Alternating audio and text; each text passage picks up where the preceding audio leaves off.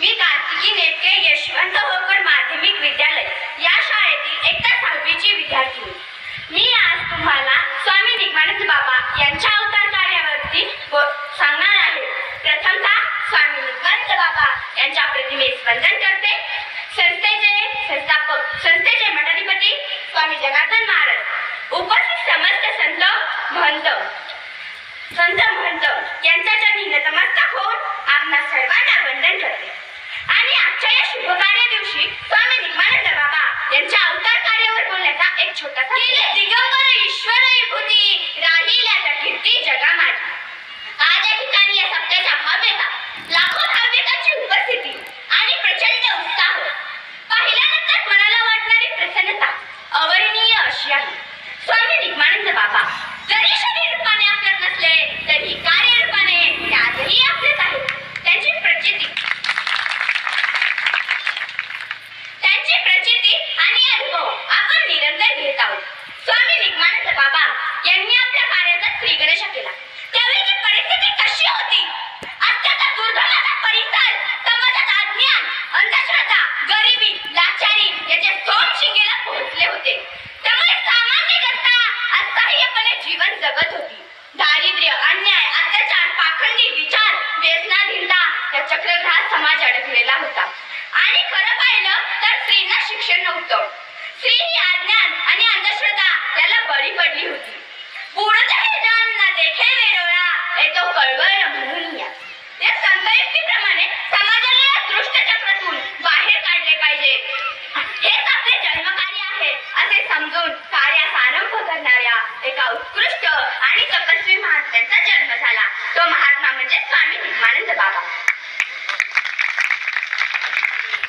बाबांच्या सुरुवातीपासूनच्या कार्याचे साक्षीदार म्हणजेच अनेक वयोवृद्ध भाविक जसे आज या ठिकाणी उपस्थित आहेत, तसेच आपले अवतार कार्य संपल्यानंतर आता थांबायचे नाही असं म्हणत हसत आणि पाहत बाबांनी स्वइच्छेने वैकुंठ गमन केले. या घटनेच्या आपण सर्वजण साक्षीदार आहोतच. बाबांनी या जगाचा कायमचा निरोप घेतला. याचा प्रसंग नुसता डोळ्यासमोर आणला तरी डोळ्यात अश्रू तरंगल्याशिवाय राहणार नाही. आई वडिलांनी आपल्याला माया या देवस्थानाला अर्पण केले आहे हे ज्यावेळी बाबांच्या लक्षात आले त्यावेळी बाबांनी असा विचार केला की ज्यासाठी आपला जन्म झाला तेच आपले जन्म कार्य आणि आपण तेच करायला पाहिजे. या विचाराने बाबा प्रेरित झाले. त्यासाठी आळंदी, देहू, ऋषिकेश येथे जाऊन त्यांनी आपले आध्यात्मिक शिक्षण पूर्ण केले आणि परत आपल्या जन्मगावी आले. सभोवतालच्या परिस्थितीचे अवलोकन केल्यास सर्वात गोष्टी प्रतिकूल दिसू लागल्या. आता मात्र शून्यातून विश्व निर्माण केल्याशिवाय पर्याय नाही हे बाबांच्या लगेचच लक्षात आले. भगवान श्रीकृष्णाने अर्जुनाला गीतेत सांगितल्याप्रमाणे कर्मण्येवाधिकार असते महाफलेषु कदाचन या न्यायाने कार्यास आरंभ केला. खरं तर या निष्काम कर्मयोगाला काहीच करायची गरज नव्हती, पण अज्ञान आणि अंधश्रद्धा या दृष्ट चक्रातून समाजाला बाहेर काढले पाहिजे. त्यासाठी स्वामी निगमानंद बाबा यांनी संप्रदायाची घुरी आपल्या खांद्यावर घेतली आणि स्वामी निगमानंद बाबा हे श्री क्षेत्रस्थान मच्छिंद्रगडाचे अध्यक्ष, संस्थापक आणि पहिले मठाधिपती म्हणून गादीवर बसले. ज्या गादीवर आपण बसलो ती गादी काटेरी आहे हे बाबांच्या लगेचच लक्षात आले. देवाच्या नावावर जगणारी आपल्यातच काही स्वार्थी, मतलबी, शत्रू माणसे बसून बाबांना त्रास देऊ लागली. हे सगळे आघात सहन करून बाबांनी उभं केलेले हे धर्म कार्य आजही आपण पाहत आहोत. स्वामी निगमानंद बाबा यांच्या जीवनाला एकीती देणारी एक बालपणाची घटना सांगते. बाबांचे जन्मनाव सीताराम तर त्यांच्या थोरल्या बंधूचे नाव नरहरी. हे दोन भाऊ लहान असतानाच बाबांच्या वडिलांनी संपूर्ण जमीन आपला थोरला मुलगा नरहरी यांच्या नावावर दिली. त्यावेळी कोणीतरी येऊन बाबांच्या वडिलांना म्हणाले, तुम्हाला 2 मुले असताना तुम्ही संपूर्ण जमीन आपला थोरला मुलगा नरहरी यांच्या नावावर का केली? धाकट्या सीतारामाला काहीच का दिले नाही? त्यावेळी बाबांचे वडील म्हणाले, सीतारामाच्या तांब्यावर झोळी दिली म्हणून त्याला जमीन देण्याची गरज नाही. हे शब्द ज्यावेळी बाबांच्या कानावर पडले त्यावेळी बाबांनी विचार केला की आपण संसार करायचा नाही, देवाच्या नावावर झोळे घेऊनच आयुष्य जगायचे. बाबांनी झोळी घेतली पण कुणापुढे लाचारीने पसरली नाही. भिक्षुकाचा धर्म स्वीकारला पण कुणापुढे भीक मागितले नाही.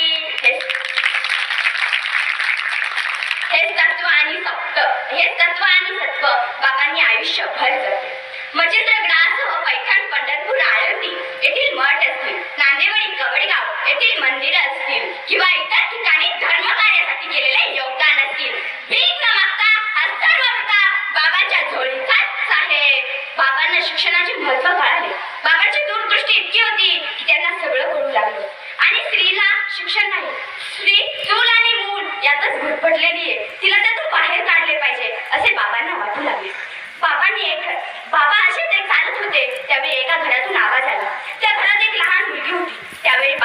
नावाची प्रथा होती.